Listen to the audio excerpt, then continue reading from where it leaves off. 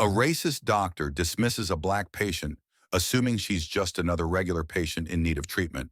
But when he discovers she's the one who will be performing his surgery, his world turns upside down.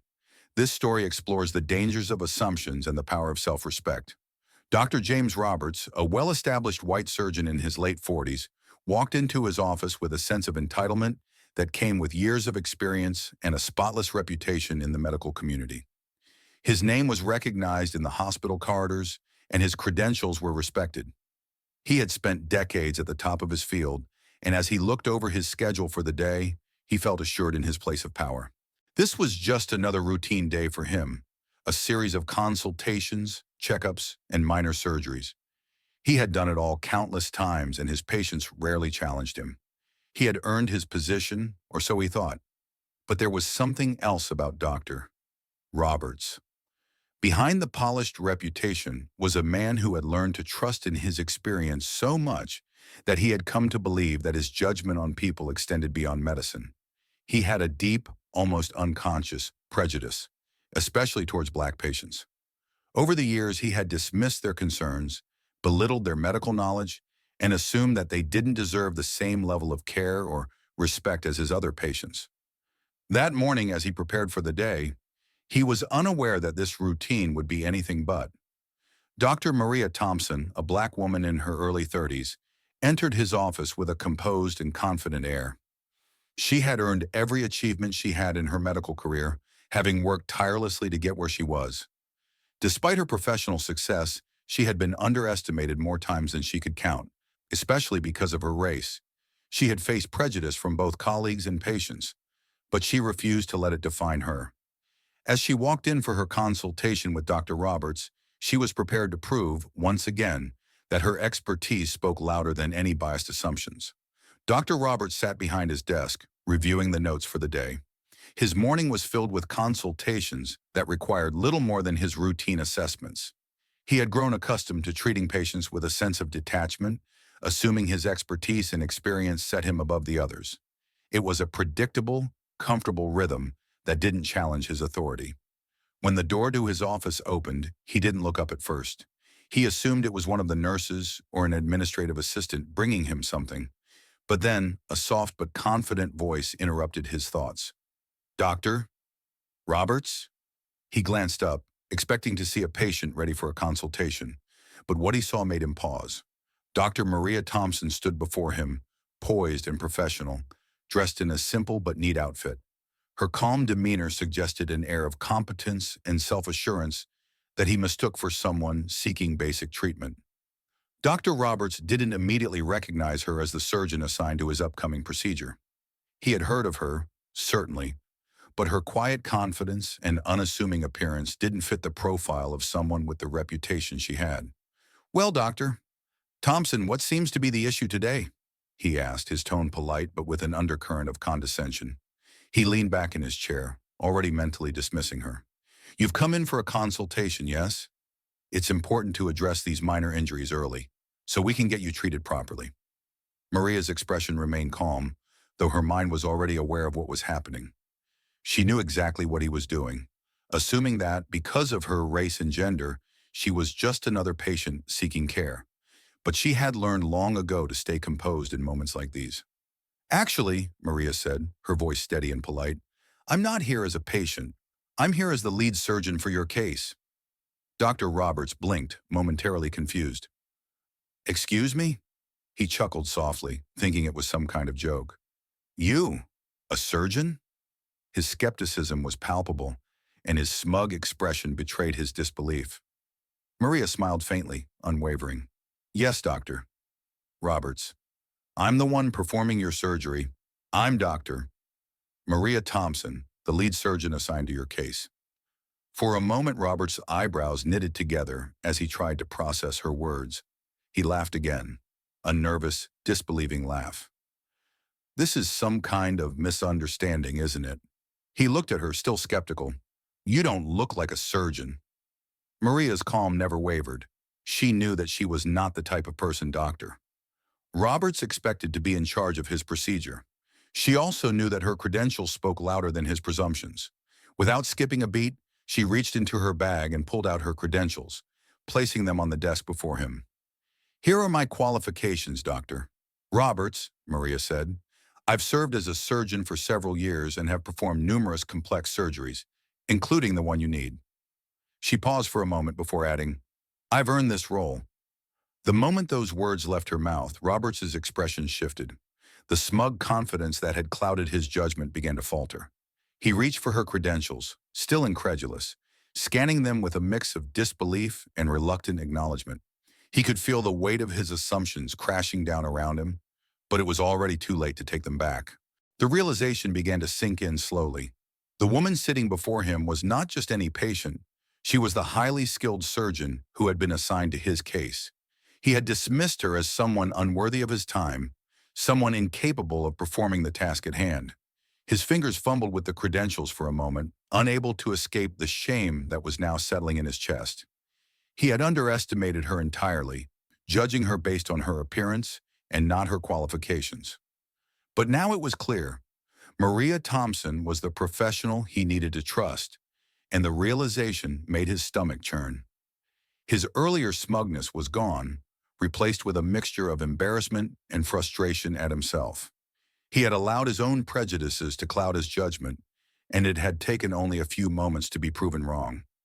Looking up from the credentials, Roberts forced a smile, but it didn't reach his eyes. "Well, Dr. Thompson," he said, his voice now lacking the certainty it once held, I suppose I misjudged you." "I apologize," Maria nodded, her face still composed. "It's not about apologies, Dr. Roberts. It's about respect," she said calmly. "And I'm here to make sure you get the best care possible. I would expect that respect from everyone, especially from a colleague." Roberts swallowed hard, his mind racing. He had made a mistake, one that not only revealed his personal biases, but also left him with a bruised sense of pride. For a moment, he wasn't sure how to proceed, but he knew one thing for certain. He had underestimated the woman sitting before him, and it was a lesson he wouldn't soon forget. Dr. Roberts's discomfort was palpable. At first, he had tried to brush it off as a simple misunderstanding, a momentary lapse in judgment. Surely there must be some mix-up. He had never expected to see a black woman in charge of his surgery, let alone one with the quiet confidence that Dr. Thompson had exhibited. It wasn't that he thought women, or black people, couldn't be surgeons. He was just conditioned to believe that people of his stature deserved to be treated by the best. And to him, that didn't fit the profile of someone like Dr. Thompson. As the initial shock began to wear off, Dr. Roberts found himself rationalizing it, telling himself that perhaps the system had made an error in assigning Dr. Thompson to his case. Maybe she wasn't really the one handling his surgery, and someone else would come in to assist. Or perhaps, he thought, this was just a temporary arrangement. Surely he would be in the hands of a more experienced surgeon, someone he felt comfortable with.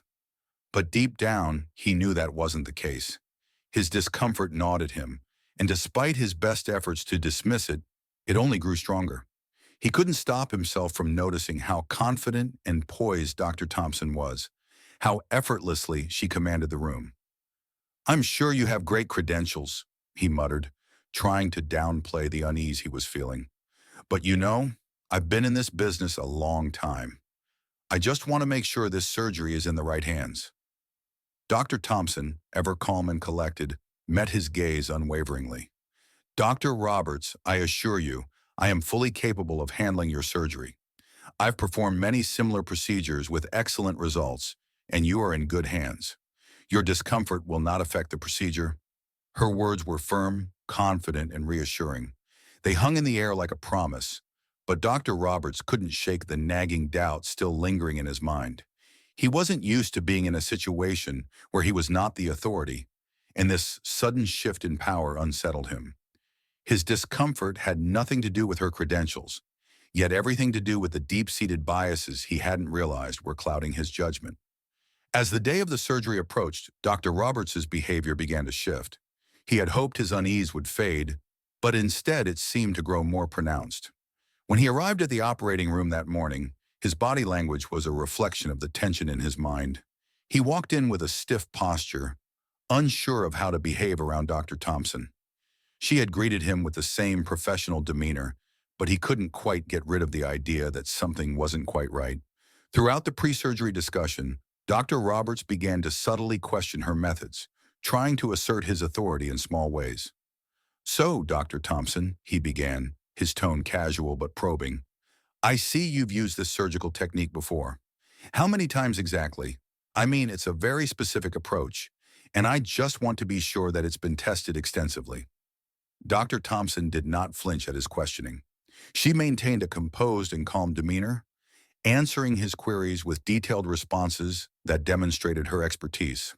"I've performed this procedure over 50 times," she said with confidence. "It's a well-established method in our field. I've worked with it extensively in my career, and my success rate speaks for itself." But Dr. Roberts wasn't satisfied. He continued to subtly undermine her authority, trying to find cracks in her professionalism.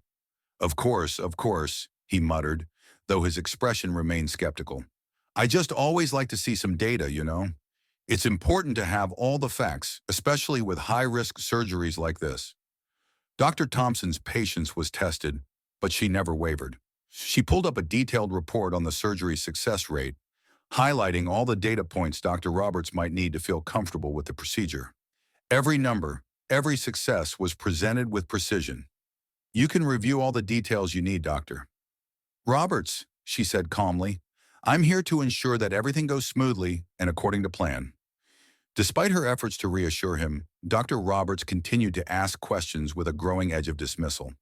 It wasn't about the procedure anymore. It was about him asserting control in a situation where he had none. His questions were less about medical facts and more about testing Dr. Thompson's authority. As the tension between them escalated, something shifted in the operating room. The nurses and medical staff who had been quietly observing began to notice the power dynamics at play. Some had already heard of Dr. Thompson's impeccable reputation, and it was clear to them that she was more than capable of handling the surgery. But as Dr. Roberts' behavior grew more condescending and dismissive, the staff began to subtly shift their support in Dr. Thompson's direction. During one of the pre-surgery checkups, Nurse Rebecca, a woman in her 40s who had worked with both doctors on many occasions, exchanged a knowing glance with a colleague. The staff was well aware of Dr. Thompson's skills, and many of them had seen firsthand how often Dr. Roberts had undermined her. "I'm telling you, Maria's the best surgeon we have," Nurse Rebecca whispered to another nurse. "I've seen her work miracles in the OR. I've watched her handle cases no one else could."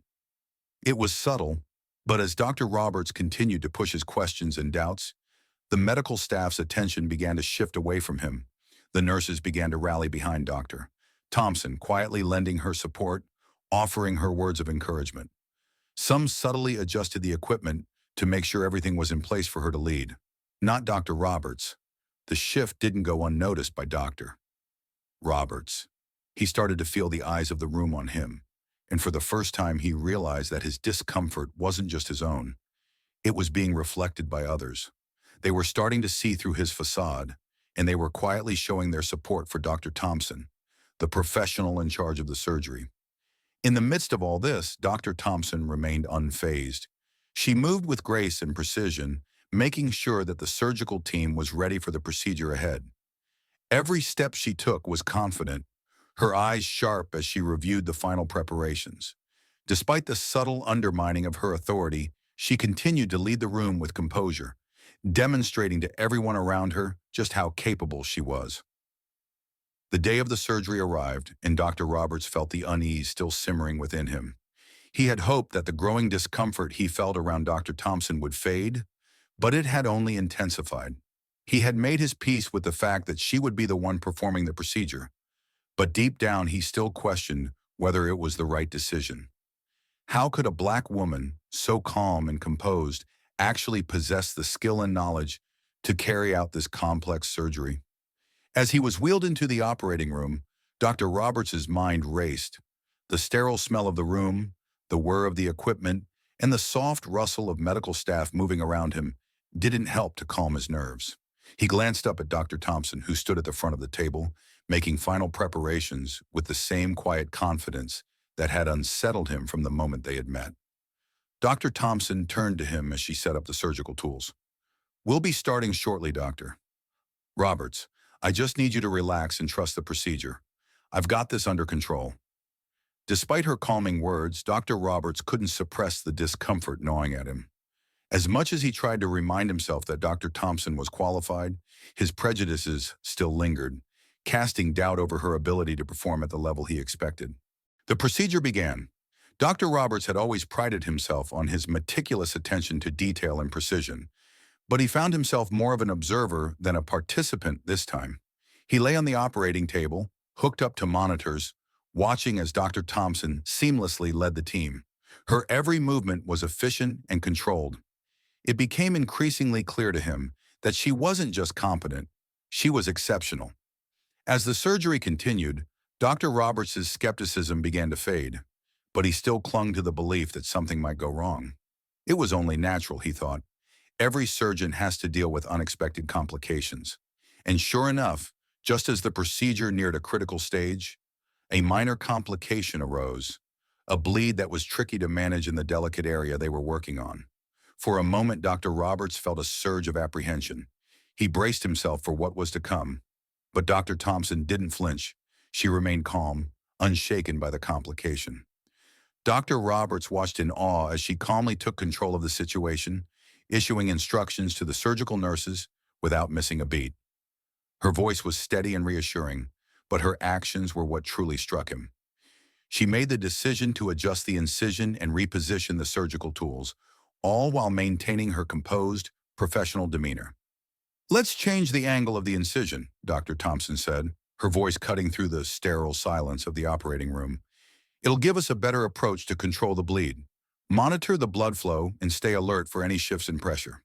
Dr. Roberts, though a highly skilled surgeon in his own right, knew that this was not a simple decision. It was the kind of calculated move that only someone with years of experience and immense skill could make. And in that moment, Dr. Roberts could no longer deny it. Dr. Thompson was not only capable, she was brilliant. As the minutes ticked by and Dr. Thompson's approach began to show results, Roberts's internal battle reached a tipping point. His assumptions began to unravel. This was the moment when everything shifted. He had been watching her handle the procedure with such ease and precision that he had no choice but to acknowledge that he had been wrong. Wrong to dismiss her abilities based on preconceived notions. Wrong to question her qualifications when she had shown nothing but excellence. The surgery proceeded flawlessly from that point. Dr. Roberts's respect for Dr. Thompson grew exponentially as he watched her handle the complex procedure with grace and expertise. The tension that had once filled him slowly dissolved, replaced by an overwhelming sense of admiration for the woman he had once doubted. But it wasn't just her technical skill that struck him. It was her ability to remain composed under pressure. As the team worked in perfect harmony, Dr. Roberts found himself reflecting on his previous judgments. He had been so quick to assume that Dr. Thompson couldn't possibly live up to his standards, all because of her gender and skin color. He had let his biases cloud his professional judgment, and now he saw the consequences of that. He thought back to his earlier dismissive remarks, his attempts to undermine her, questioning her methods. He had been so sure that his way was the only way, that his years of experience should have placed him in charge. But what he hadn't considered was that Dr. Thompson's calm, methodical approach wasn't just a reflection of her training. It was the mark of someone who had faced challenges far beyond the operating room. Someone who had worked 10 times harder than anyone else to prove herself, to earn the respect that she was so often denied. It was a bitter pill to swallow, but as Dr. Roberts lay on that operating table, his preconceived notions crumbling around him, he knew this would be a turning point for him. He had to confront the truth. He had been racist. He had allowed his bias to dictate how he viewed Dr. Thompson, and by extension, how he treated her. He had assumed she was incapable of handling a surgery as delicate as his, an assumption he could no longer hold on to. He had underestimated her in ways that were unforgivable. As the final stitches were sewn and the procedure concluded, Dr. Roberts felt a mix of relief and guilt. The surgery had gone smoothly, and Dr. Thompson had not only saved the procedure, but had also earned his respect. As the surgical team began to clean up, Dr. Roberts couldn't help but feel small, humbled by his own narrow view of the world. Dr. Roberts had always prided himself on being a skilled surgeon, But now, for the first time, he felt like a student again. A student of humility. He knew that his previous assumptions about Dr. Thompson had been deeply wrong.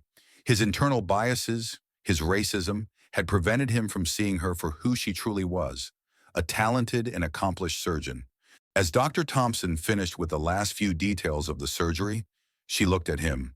Their eyes met, and for the first time, Dr. Roberts saw her, not just as a woman, not just as a black woman, but as an equal, a colleague, and a peer. He opened his mouth, not sure what to say, but the words came out quietly. "Thank you," he said, his voice almost a whisper. "You saved my life today, doctor." Dr. Thompson didn't smile or offer a snide remark.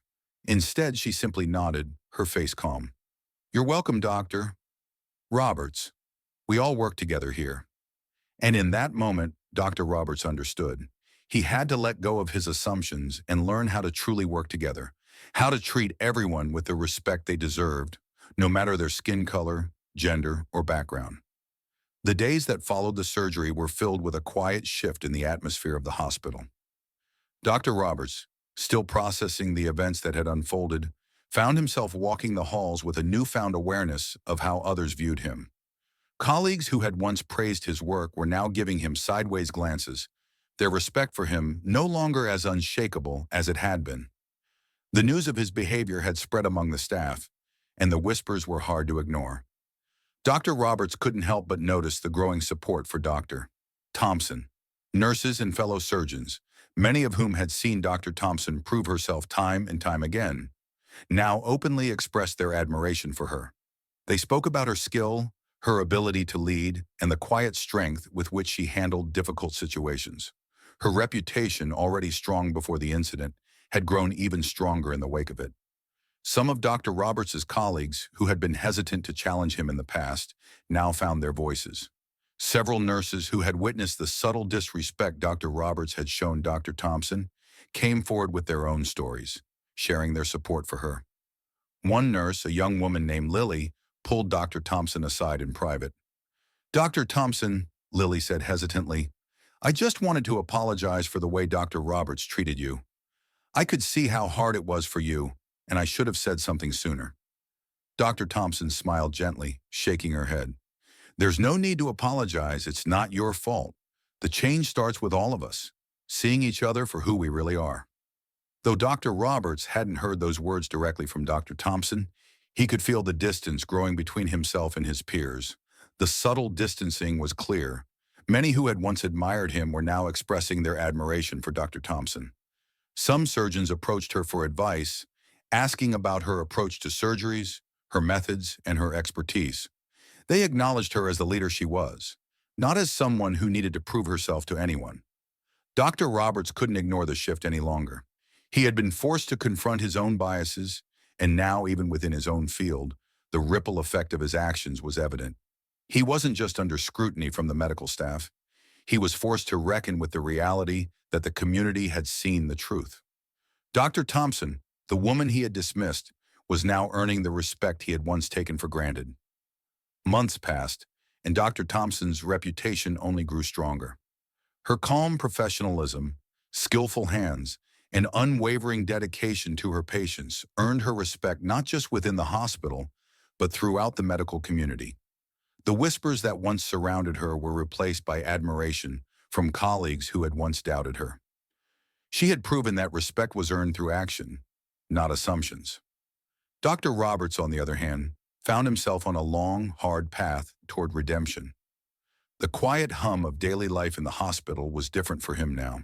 He couldn't help but reflect on his past behavior, how his prejudices had nearly cost him the chance to truly learn from someone far more skilled than he had ever given her credit for. Slowly, he began to change. He attended diversity and inclusion seminars, engaged in deep conversations about bias with colleagues, and made a conscious effort to approach every situation with an open mind. He knew his journey would be long, but he was determined to be a better doctor and a better person. One afternoon, as Dr. Roberts watched Dr. Thompson lead a complex surgery, he was finally able to see her not through the lens of his own biases, but as she truly was, an exceptional surgeon. The realization hit him hard. He had been wrong, but now he understood. He no longer felt the shame of his previous actions. Instead, he felt gratitude for the lesson he had learned and respect for the woman who had, without even trying, shown him what true strength and professionalism looked like.